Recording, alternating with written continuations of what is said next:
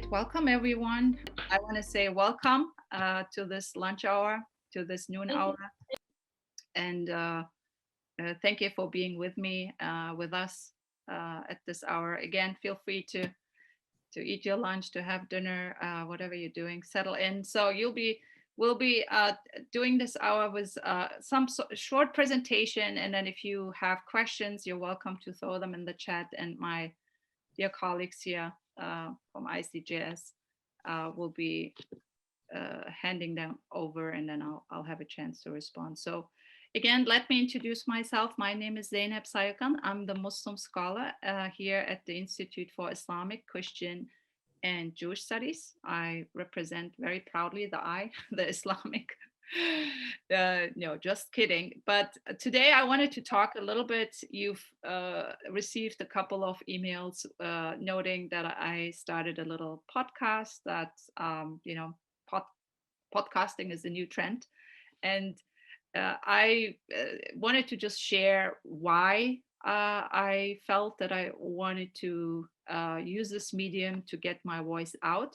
So sadly, when we talk about being Muslim today, or when people think of Muslims today, generally what comes to mind is a certain image, a certain depiction. If you go to the next slide, my colleague Laura, if you can go to the next slide, you'll see that usually when we think of Muslims today, we have a very negative perception of Muslims, right? I mean, if you look at these images, they are sadly all too familiar to Muslims and non-Muslims, portraying Muslims as generally being violent, radical, fanatic, angry, backward, ignorant. So the whole repertoire of any negative term that you can think of, people generally associate with Islam and Muslims. And for me, as a Muslim and as a scholar, this is a very painful realization to see that something that I hold very dear, and actually 1.8 billion Muslims around the world who are embracing the Islamic religion, associated with all these negative terms, with such a negative and harsh depiction, is definitely something that feels very unfair. And one of the reasons that I came to interreligious dialogue, of doing this interreligious dialogue work, was also that I couldn't realize or see in these negative depictions the beauty and the goodness that I've experienced being a Muslim, and the goodness in my own community. So that was part of the reason that I became more engaged in interreligious dialogue, because I realized there's a lot of misperceptions and misunderstandings when it comes to understanding Islam. And my personal favorite, especially when it comes to the depiction of women in Islam, if you go to the next picture, to the next slide, is this image, right? This portrayal of the Muslim woman as oppressed, as passive, as uneducated, as brainwashed, as somewhat exotic. I mean, if we generally, this is what people have in mind, that she is voiceless. And we also don't see much diversity in these images, Muslims, especially women, wearing black, covered. So these images, right, they feel, if we are constantly fed, being served those images, they have an impact on how we view a religion and the religious community that adheres to this religion, right? As I said, there are 1.8 billion Muslims around the world currently, and these images do not do justice to the huge diversity. When we look at the next image, at the next slide, what has changed? Oh, wow, we see happy Muslims, right? Smiling. We see women gathered at Harvard University, Muslim women, who there's much more diversity. There's much more nuance in these pictures, right? And we see a fuller spectrum. And again, nuanced. And so I think this is something that feels deeply unjust. So when we go to the next slide, what happens especially, and this is also acknowledged by Muslims. Here's a piece of art by a Muslim woman, by Kelly Zahar Crosby, who through this piece of art wanted to challenge this one-dimensional depiction of Muslims around the world, and that she wanted to lift up the diversity and the richness within the Muslim community, and acknowledging that the mainstream image of especially Muslim women is very one-sided, right? And so what is definitely difficult about these images that they feel deeply unjust. So there's a version of you out there, of a Muslim out there, that you have to constantly be aware of. And so a version of you, a version of Muslims that does not portray do justice to this global population. And that's not to deny that Muslims don't have internal struggles and issues and challenges to deal with. That's not to deny that Muslim women do not have to deal with discrimination and oppression, but we also have to acknowledge the experience of Muslims who feel empowered and liberated and inspired by their faith. And I would also argue that there is a reason that a tradition, a religion, has sustained itself for almost 1,500 years now. That Islam as a civilization, Islamic civilization, has contributed to knowledge, to art, to beauty, aesthetics, to the sciences, and that human beings are generally drawn to beauty and goodness, and that we also need to, ask ourselves, what is it within the Islamic religion that has brought people to embrace it as their faith? So that's something that I'm coming at, and one of the reasons that I wanted to use the podcast as my own voice and to challenge this persistent narrative of Islam that is out there as being ignorant and radical and fanatic, and providing a counter narrative and providing an explanation of how Muslims view themselves and Muslims understand, especially Muslim women who use these new outlets, podcasts and different social media platforms, to offer their own voice and their own perspective on things, which I think is very important. If you can also make sure to turn off the mic so we don't have background noises, I would really appreciate it. So if we go to the next slide, so this is something that, again, the medium of a podcast, or the media, again, the social media platforms have created these opportunities for Muslims to speak up, to, again, provide their own reflections, their own voices, and to challenge this narrative. And again, that is a very one-sided depiction of Muslims that portrays bad Muslims are the rule and good Muslims are the exceptions, or educated Muslims and empowered Muslims seem to be the exception, which is definitely not the case. But overall, Muslims are portrayed in this mainstream narrative as dangerous and not to be trusted. And I think that's where the real danger is, and the real damage of this constant, bombardment with that, negative portrayal, is that you end up being in a place that you can easily dehumanize an entire population, that you don't see them as human beings. So that's, I think, the danger. So there is, of course, for Muslims then a task, or the responsibility, or this constant awareness of this narrative that is out there, and trying to challenge that in different ways. But I wanted to ask you to put this negative image aside. And there are reasons, if you go to the next slide, why do we have such a persistent negative portrayal of Islam? There are different reasons. Where does this stereotype come from? If you look at, the Hollywood movies and the portrayal of Muslims in the media and the movies, you see that generally the villains are the Muslims, the bad guys are the Muslims.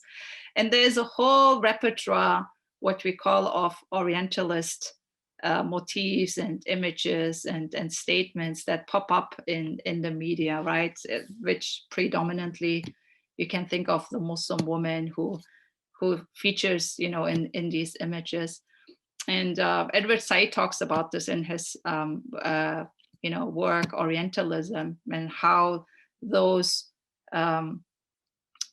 images and these narratives were used in different areas of knowledge.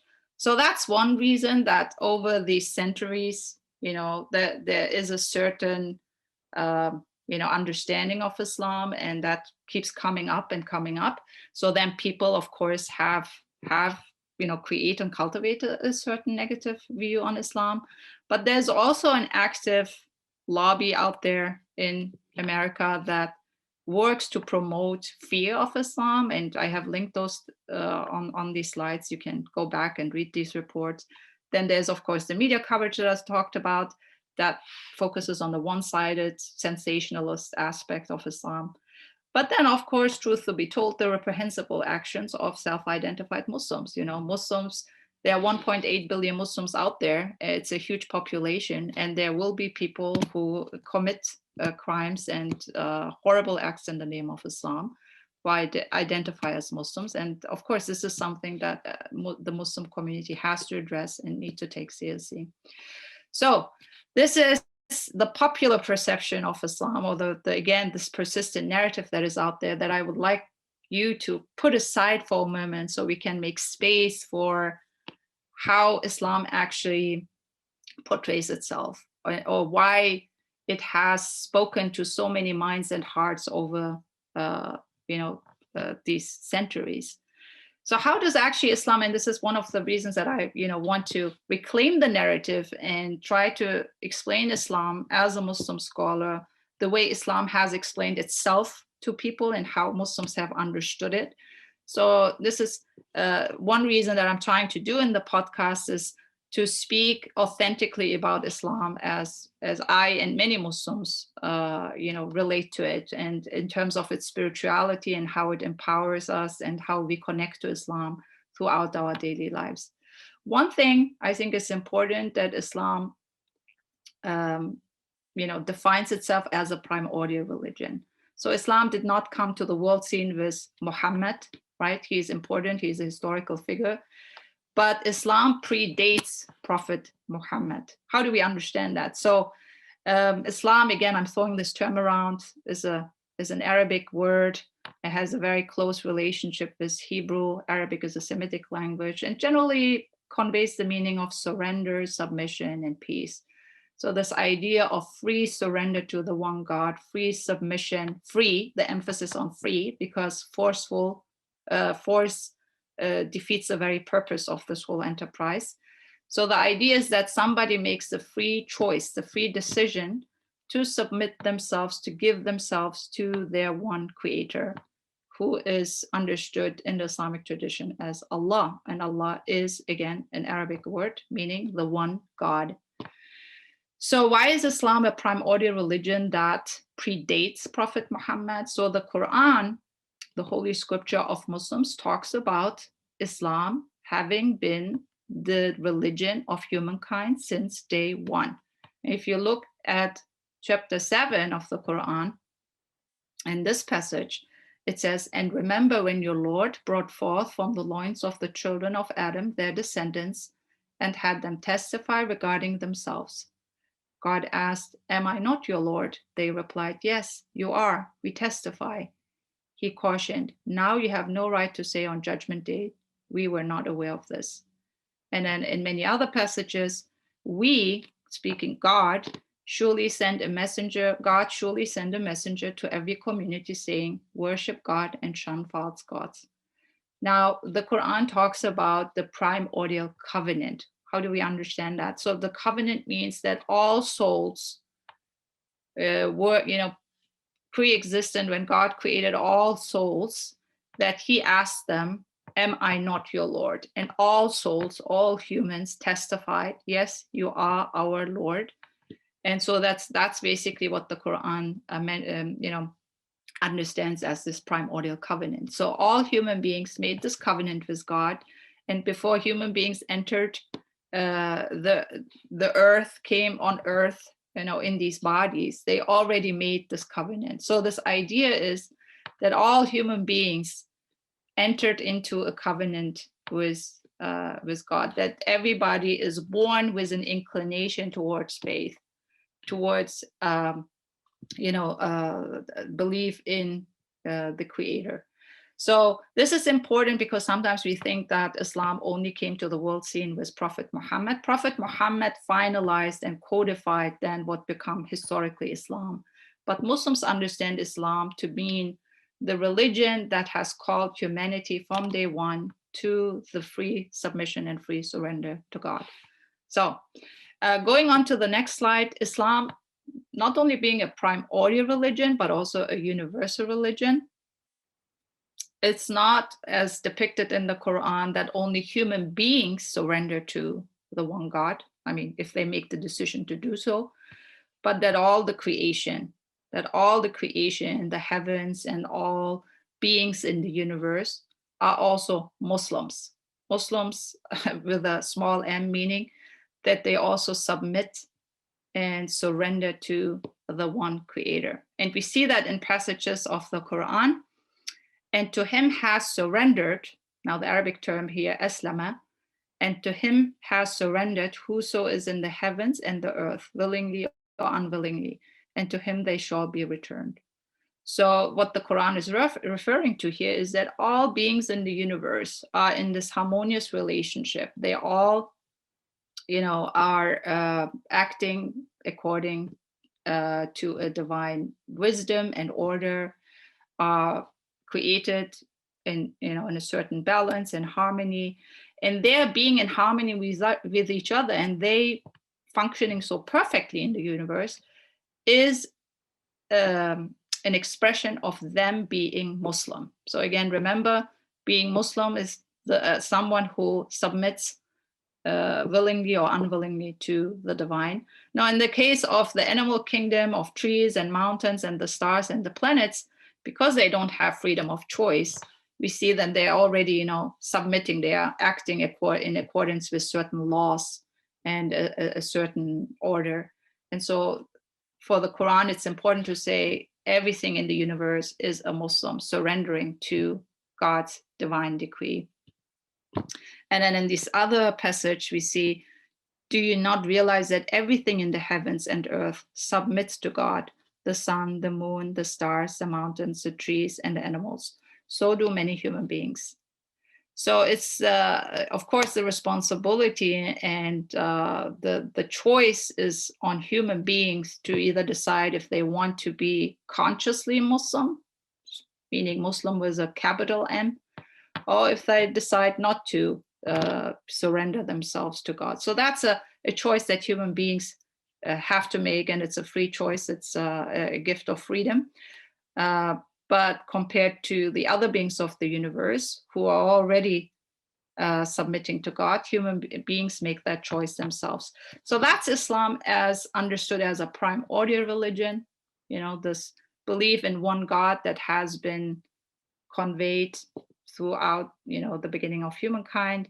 But then also Islam as a universal religion, that it's not something that pertains just to the human family, but also to the creation at large. So moving on to the next slide.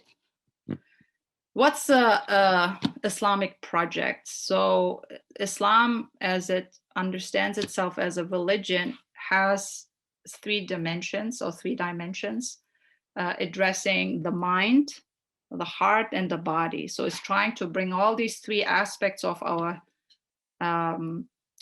being into harmony, right? And this is not an easy task. This is a lifelong task. It's a journey.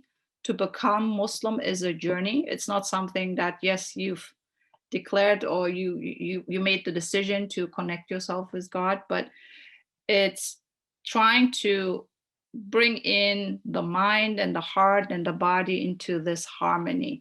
So what do we mean by Iman? So there is the aspect of right thinking, right? That somebody cultivates or surrenders their mind in a way that is pleasing to God, right? Right belief, that's the aspect of here, faith, right? That's the domain of thinking. This is the domain of feeling, right? Spiritual excellence, doing what is beautiful, like trying to cultivate virtues and values, and which is of course based on the divine attributes. So if we learn that God is just, we try to cultivate justice in our lives. If we know that God is kind, or God is forgiving, and God is gentle, God is compassionate, God is loving. You're trying to, this is the domain of the heart, to try to all your life cultivate spiritual excellence and trying to surrender and give yourself fully in terms of your emotional being to the one God. Now, this aspect, because we are also embodied beings, human beings are embodied beings, it's also the aspect or the domain of doing, physical activity. And I will explain how this looks out. But the task is to bring all these three dimensions into this perfect harmony. And as a result, peace, which is one of the meanings of Islam, is achieved. So to come to this moment of peace, to come to a place where you feel peace in your heart, peace in your mind, peace and tranquility in your body, is again a lifelong journey. And it's not something that is accomplished overnight, because every situation presents yourself in you, and you have to make a decision. Do you surrender yourself? Do you give yourself to God, or do you, follow other temptations, other desires, or other, interests that maybe are more egotistic? So it's this, if you think of Islam as this triangle, as this three-dimensional project, that's, I think, very helpful. And if you think of human nature of being not just a thinking being, but also a feeling, but also a doing being, that's very helpful. And that basically explains in a nutshell what Islam is trying to do. Is trying to bring this all these three aspects into an integrated whole, and in that process achieve peace and tranquility and harmony, not within yourself, not only within yourself, but also outside the creation. So how does this look in terms of right thinking or right belief? If you go to the next slide, we see that Islamic tradition has these 6 articles of faith that it calls Muslims to embrace. So in terms of right thinking and right affirmation, or the faith aspect, or iman, as Muslims say, as the belief in God, that, accept or affirm that there's no God but God, and that you make him your sole focus in your life, trying to please him and attain his love and his pleasure. But there's also, the acceptance of believe in the angels, believe in the divine scriptures and revelations, such as, the Torah, the Psalms, the Quran, and the Gospel.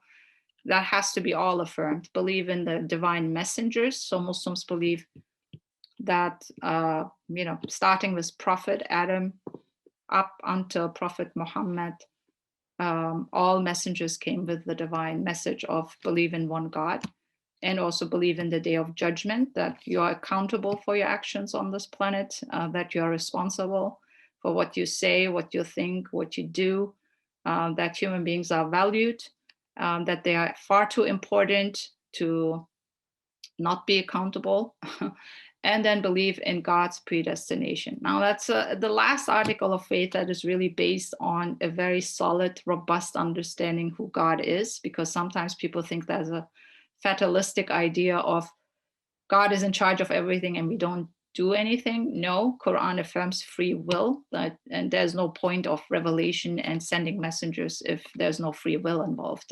Why would God bother sending people if everything is predestined and already set and in stone? So the idea of God's foreknowledge, that God is in charge and knows what's happening in the universe, is very important. So that's a domain of the mind, right? Islam wants people to cultivate a certain understanding and affirm these 6 articles of faith. So if you move on to the next domain, which is the domain of doing, as I said, the bodily aspect, we are embodied beings, and these are the foundational 5 pillars of Islam. So every Muslim who enters into the community or wants to embrace Islam has to accept that as a full package, the 6 articles of faith, but also has to make a commitment to establish these pillars.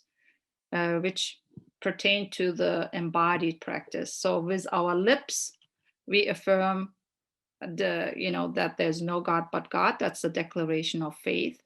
Then there is the obligatory prayer. We just finished a 3-session course here at ICJS on the Muslim prayer, that you try as best as you can throughout your day in every situation to be a witness of God and to maintain that connection throughout your daily life through your obligatory ritual prayers. I mean, for Muslims, the purpose of creation is to be in a relationship with God, to remember Him, to glorify and exalt Him, to be in a connection with Him. And prayer, the very name for prayer is salat, connection. To maintain this connection and to be diligent in one's life with prayer. So that's, again, the domain that pertains to the body, the embodied practice.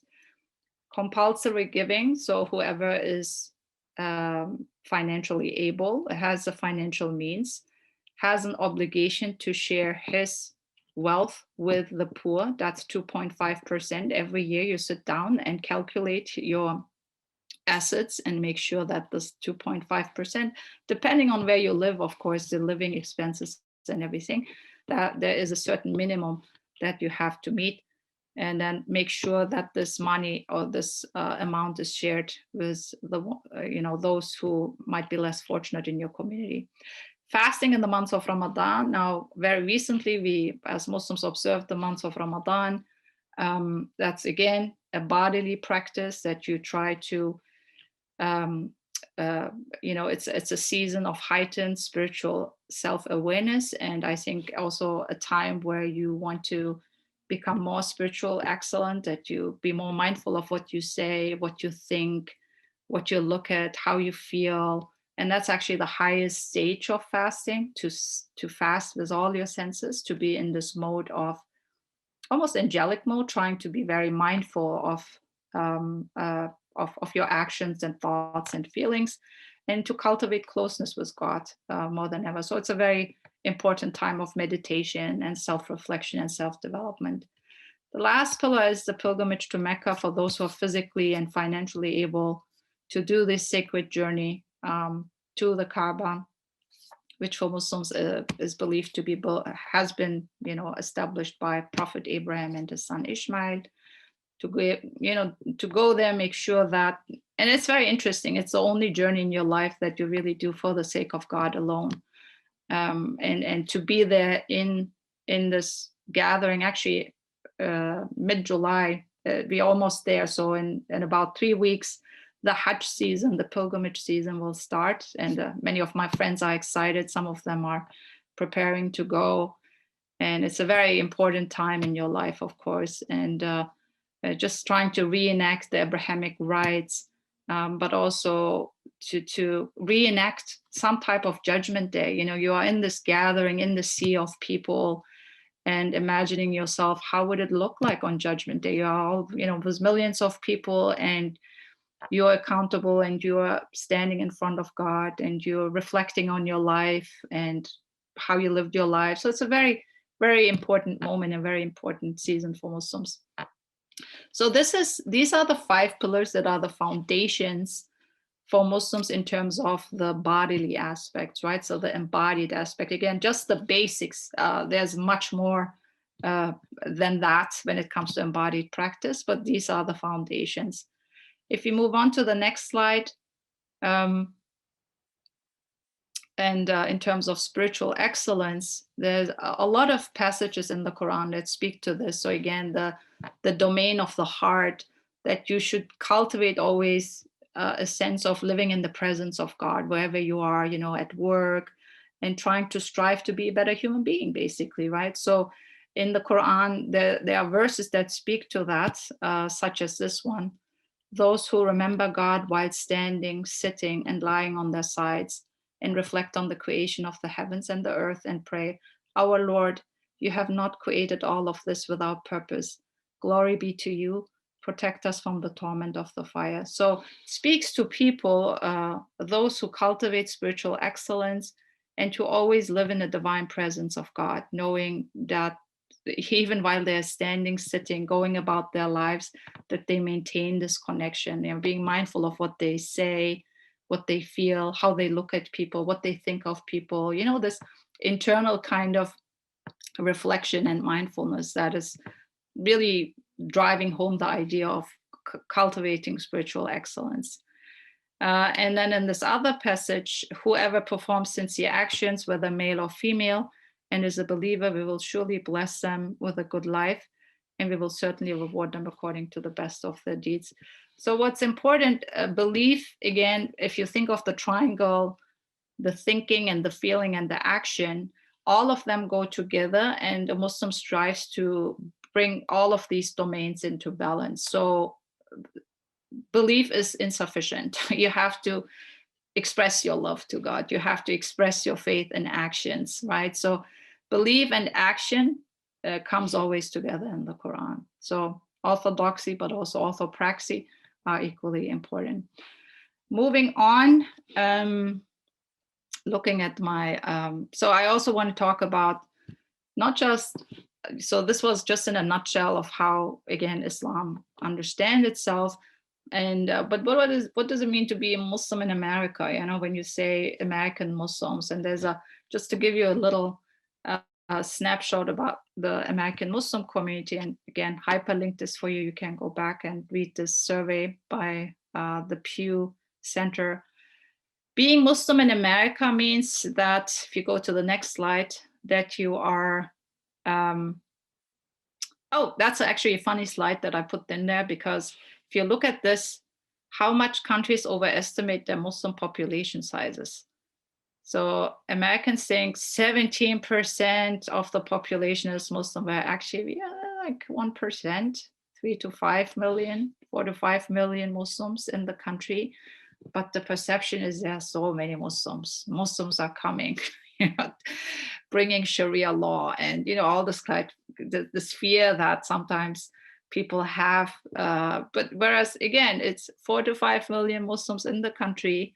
But again, many countries overestimate, and I think part of the reason is the media portrayal that is so heavily dominated, especially on the negative incidents that are happening around Islam and Muslims. And that also then feeds into this understanding that there are a lot of Muslims out there in America. So being Muslim in America means that you're part of a very diverse community. If you can go to the next slide, please. You are part, if you can see here, half of American Muslims are foreign-born, 58%, but also a big portion, 42%, are native-born, right? So people come from around 75 countries, but again, 42% are Muslims who are born in the country. And so see, 40% of American Muslims are white, 20% are Black, which is very important to remember that Islam was here since day one. If you think about the people who were enslaved, brought from West Africa, they also brought in their Islamic beliefs and their traditions, the prayer rituals. So Islam was on the American landscape, on the scene, again, from the very early times on. And you have also a growing population, is 8% of Hispanics, which we also need to pay attention to. So you see that Muslims, coming from different backgrounds, right? Geographically, linguistically, it's a very young, vibrant, and diverse community. Going to the next slide, if you think about what do American Muslims, what do they value? What is important to them? And here you see, believe in God, 85% is very important to them. It's essential of what being Muslim means, right? But also the practice that is, anchored in the life and example of Prophet Muhammad. 72% say it's very important, and part of being Muslim means to follow the practice and example and the model of Prophet Muhammad, whom Muslims understand to be the final messenger of God. For many of them, it's important to work for justice and equality in society, work to protect the environment. I think we can all appreciate that, follow the Quran and the Sunnah. Again, Sunnah means, I don't know why they single it out, but here it's basically following the Quran, believe in God, and believe in the prophecy of Muhammad and his practice. And then moving on, if we look at the next slide, this is also reflected, in many initiatives. Muslims, again, overall believe that Islam makes them better human beings, calls them to work for justice, to be agents of peace and compassion and goodness. But sadly, these are the things that we don't see in the media, the thousands of campaigns and charity initiatives. Just recently, Muslims uniting to help the victims in Uvalde.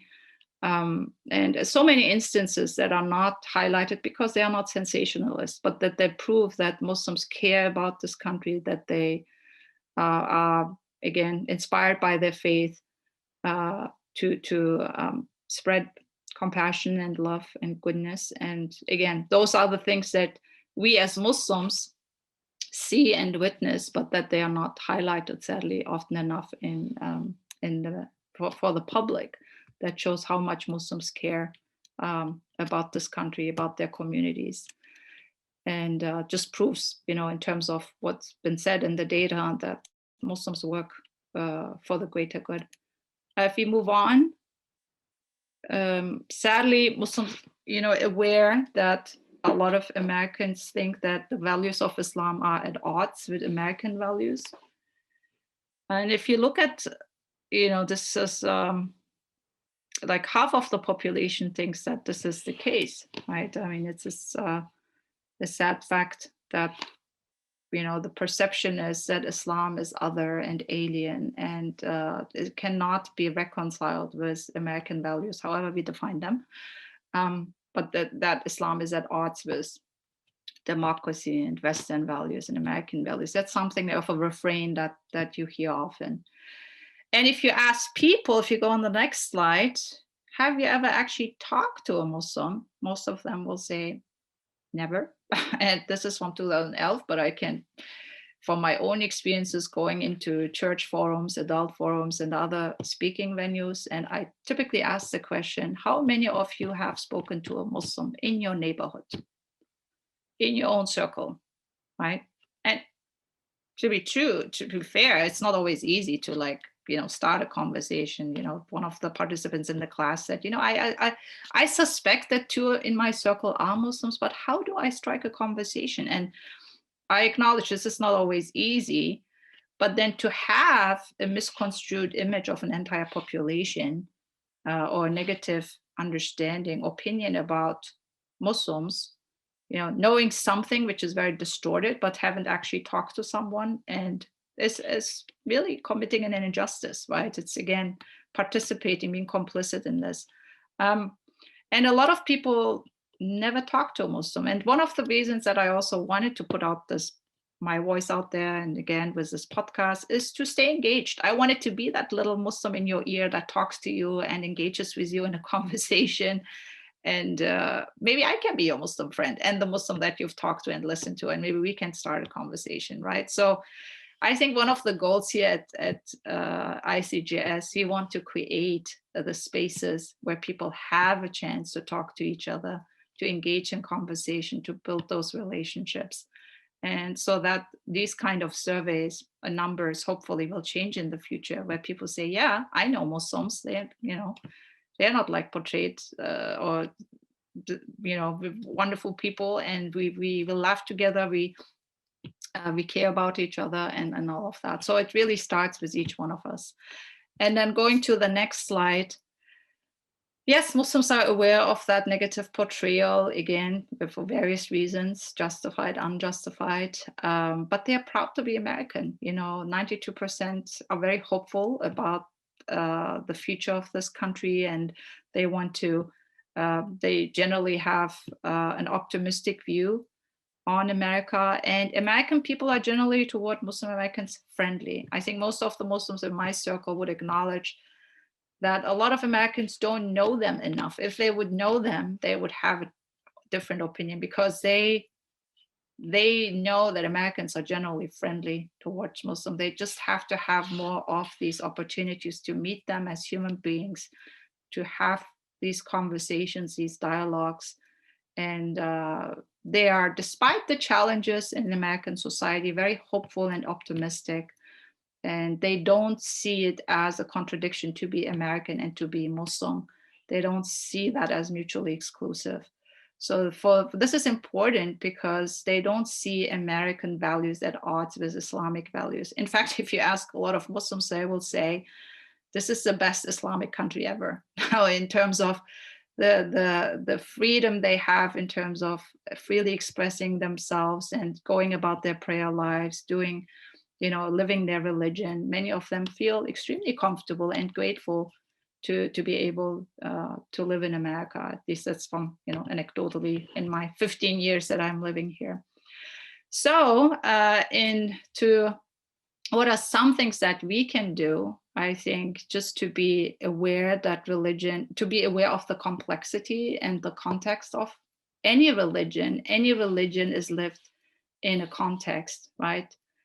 And that geography, a language, history, socioeconomic factors, politics play an important role, and that we need to also account for that.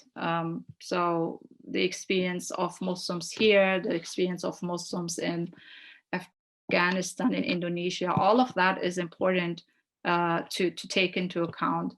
And then also not to say that all news is fake news, but to be cautious, right, about the media coverage and the consumption, just like about what we take into our bodies, right, in terms of healthy nutrition.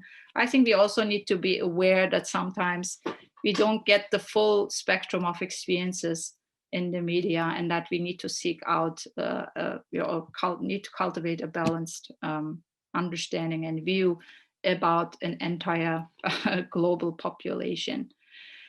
I think I'm already speaking to the choir of people who are championing interreligious understanding and learning. But please, let's widen the circle. Bring a friend, bring a neighbor, bring someone and say, it's important to know about each other's religions and cultures. And it's fun to learn about each other's religions. And ICJS is a place where we, I think, have the blessing and the privilege to do it together. I always say, I think it's a privilege to live in a country that exposes you to 300 or more religions and cultures. It's the most religiously diverse country, but sadly, we still don't take enough advantage of the resources that we have, the human resources and the knowledge, and that we can gain from just being in relationship with each other. So you being here means that you now have the obligation, not the obligation, but it'd be wonderful if you bring a friend next time or excite them to say, I've learned something new. And I can only attest that it's been wonderful for me to work with my colleagues and have conversations and learn about their religious traditions and their practices and their understandings. It has only enriched my life. And if we can do that and see it also as a social justice issue, because we are, as we are learning about each other, we are also, challenging bigotry and bias and all these stereotypes. And to widen the circle means that people have more opportunity to change their, ideas and mindsets. So relationship building is key, I think, especially in our micro circles. This is something of a mantra that my colleagues are tired to hear me speak about, but to cultivate these relationships that are so powerful and to be a safe space. We just came out of a wonderful program this past week with my colleagues. And in the sermon that we listened to in the mosque that we visited with Christians and Muslims, it was beautiful. The speaker said, can you be a safe space where people can, or can you create that safe space and that serenity and that security where people are allowed to ask questions, disagree with you, and can you embody that serenity? He was talking about, one of the divine attributes is that God grants safety and security for those who ask for it. And can we embody that in our being, in our relationships? Can we create a space where people are allowed to ask questions and disagree and learn from each other? So I hope we can each be that space. I believe we can be that space and allow others to ask us questions and disagree with us, as a wonderful thing in the dialogue work. And the dialogue work is transformative. So stay engaged and be with us. And I see now there's a lot of red. We have time for questions. I'm going to look at some of these. And if they are, okay, so compulsory, there's a question from Mike, excuse me, compulsory giving, must it be to a specific entity, institution, or cause, or does it mean simply giving to anyone or anything in need? Must it be financial, or can giving be in the form of time, property, etc.? That's a wonderful question, Mike. Thank you. So zakat, just in your question, there is the financial contribution of zakat, which basically means purification. It is an Arabic term, which means to purify your wealth by giving it away. So it's the right of the poor. And those groups, categories to whom you have to give your zakat, designated in the Quran. Could be students who are seeking, an education. They are zakat eligible, or relatives who are in need who are zakat eligible. But there's also a wider concept of sadaqah, which is has some relationship with the Jewish term sadaqah. Is basically giving at all times. Zakat is a very obligatory portion that you give once a year, but sadaqah you can give in any form and shape. For example, one tradition states that smile is a sadaqah. A smile is charity. Just to give one a smile, everybody's smiling here now, smile to each other, is an act of charity. To help your neighbor is an act of charity. To say a kind word to someone is a charity, right? And really, we see all these things, they can be so transformative and uplifting in someone's life. So not to be greedy with these things, to give of your time is sadaqah. Actually, it's an obligation once you have gained knowledge to share it with others. So that's a call for us to share knowledge and give charity and have others participate in this knowledge, acquiring knowledge, basically. So absolutely, there is a wide concept of sadaqah, charity, the larger, but the zakat is the very categorized and defined contribution you have to make once a year. So what else? Let me see. Other questions, I'll just have to. Okay, so we'll have 10 more minutes. I don't see questions here. Somebody said, Linda Sauer, that's great. Walking down the street in Germany, a smile is definitely an act of charity. I see. Yes, we to smile at each other basically speaks to the safe space that you are creating, signaling to each other, you can talk to me about anything. And I invite you, I'm here. My colleagues are wonderful speakers on these topics as well. You can talk to us about anything. There's no question that I haven't heard. And again, to stay connected in that regard. Are there different degrees of observance? Do some Muslims observe some of the rules, but not all? Yes, very good question. We are all human beings, and it's, I think, very important to understand that every human being is on their own spiritual journey. That every Muslim, affirms theologically these things, but Muslim practice can differ. There are Muslims who pray all 5 times prayers. There are Muslims who might struggle with that and maybe pray 2-3 times a day. So there are Muslims who maybe struggle with certain faith aspects. So yes, absolutely. As human beings, there's not one type of Muslim, although theologically this is all a package and clear. You the practice, of course, that can vary and is really up to every Muslim's choice and their own, again, their own journey, their own spiritual evolution, right? I think it's no different than in other religious communities. So there's not one type of Muslim. Every Muslim has their own particular challenges and struggles. So it's just a very human journey. In his presentation, here's a nice question that is related to Matt's presentation, his excellent presentation on Christian nationalism. He said that Islamic communities have successfully treated radicalism within. How have Islamic communities done this? Yeah, so there was so again, as I said, it's an internal challenge that Muslims continue to address. I mean, specifically, I don't have enough knowledge on this, so this might be a question that Matt is probably better to answer. But it's to first of all acknowledge that, that there are Muslims who interpret certain verses and passages in a way that are destructive and are harmful.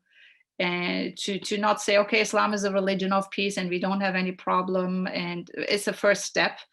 And then working within the communities, like trying to look at some individuals within Muslim congregations and communities to see if some people maybe feel disenfranchised or disintegrated, and to make sure to address that early on in sermons, in teachings, Islamic teachings, that the Quran cannot be used, personally justified to go and kill innocent people. That has never been the case. Officials make those decisions, authorities, but the Muslim individual cannot, go and basically make those decisions on their own, right?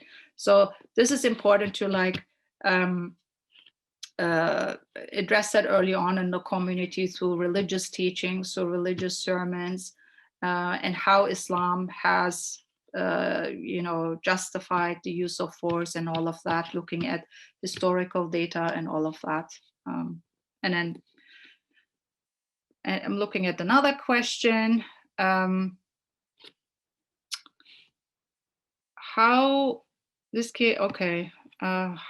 do we who care about tolerance enter the perception or misperception that Islam has as its end goal the conversion of all people to Islam? That is definitely a misperception, and just pick up any books on the history of the spread of Islam. Yes, there was, Muslims spread early on into the farthest territories, but they did not massacre people, right, or forcefully convert them. That's very important. And you see, especially like countries like Indonesia or Malaysia, this is the largest Muslim population, but we don't have instances of forceful conversion there. So just like looking at the historical facts on the ground, and looking at the religious sites that they're still there, the Buddhist temples and the Hindu temples. If Muslims were about forcefully converting people, they would have, went and just destroyed these historical, sites, these religious houses of worship.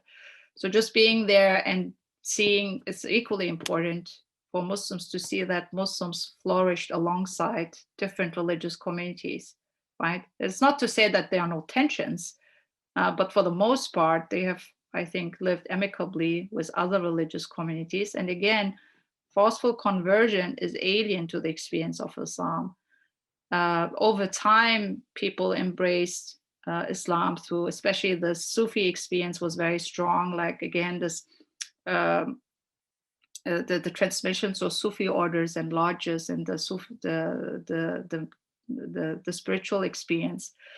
But to go say that at an end goal, I mean, there are 4 to 5 million Muslims currently in this country, in America.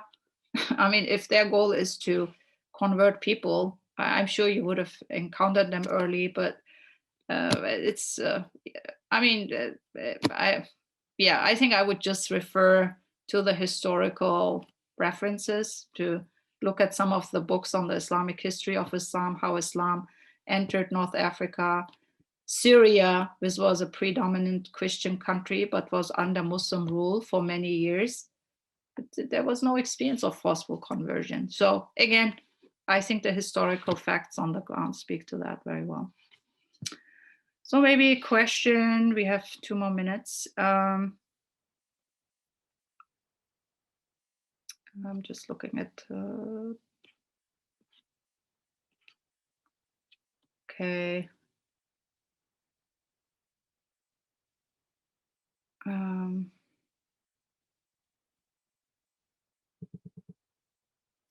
All right, so I think we have, can you talk about the daily prayer life in Islam? Okay, that's something I always love to talk about. We just finished, yes, thank you, Laura, for putting, we have actually just finished the Muslim prayer class here at ICJS, and you are able to access course material.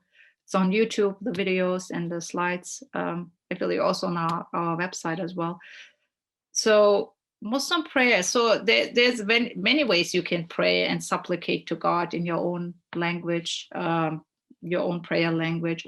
But there's a very formal component in Islam, the 5 times ritual prayer, that is essential for Muslim practice. And as I said, it's one of the pillars of the embodied practice, that you make sure that you are vigilant and diligent in your prayer life. It goes, the prayer is basically going through a certain type of movements and motions, and to recite, which is standing, bowing down, and then prostration. And so these are the motions you go through, the physical movements. And during these movements, you are basically, a requirement is to recite portions from the Quran. Again, the Quran is also a book of prayer. So you can recite certain portions from the Quran, but that's basically, in a nutshell, the ritual prayer, that you make sure wherever you are, at your work, at certain specific times, the morning prayer, the noon prayer, the afternoon prayer, the evening prayer, and the night prayer, that you perform these prayers during a certain time window. So in the summer, and you follow the movements of the sun. So during the summer, you have more time. So let's say if the noon prayer starts at 1:30, you have until 5 p.m., until the start of afternoon prayer, to perform your noon prayer. So that gives you a 4-hour window. So it's really flexible. But if it's in the winter season, then of course the days are shorter, and then the 5 times prayer happen more regularly, right? So it's a shorter time span, and it's more of a challenge maybe to pray. I have to say, it's not easy to cultivate a prayer life, of course, because sometimes you go through these movements and it can create a sense of awkwardness in people. So Muslims generally try to find a quiet, silent corner wherever they are, and then sneak out. And before they pray, they also go through the motions of ablution. And the physical and spiritual ablution, to purify yourself and prepare yourself for prayer. And and I think fundamentally what prayer means for Muslims is this constant remembrance of God, and as the Quran says, is an expression of ultimate embodied gratitude. Like wherever you are in the state of your life in that moment, you're just extremely overwhelmed with the sense of gratitude, right? The blessing of life, the blessing of numerous things that you experience. And yes, and you're not maybe always not up to pray, but it's this basically the spiritual renewal as you go throughout your day, that you slow down and pause and reflect on how the day is going, and what's your focus, what are you doing during the day. And it's really a moment for people to also reflect, to reconnect with God, to be in a state of gratitude and remembrance. I think this is a beautiful note to end. So I want to thank you for being here with me, and for your willingness to learn and listen. And I look forward to more conversations. Stay engaged, stay connected. Let me know what kind of topics you want me to talk about. And in the fall, there will be also more classes. I'm teaching with my colleagues, Matt, Ben, and Heather, and we are here. And so we'll look forward to be more in conversation with you. Thank you all. Have a wonderful rest of the week.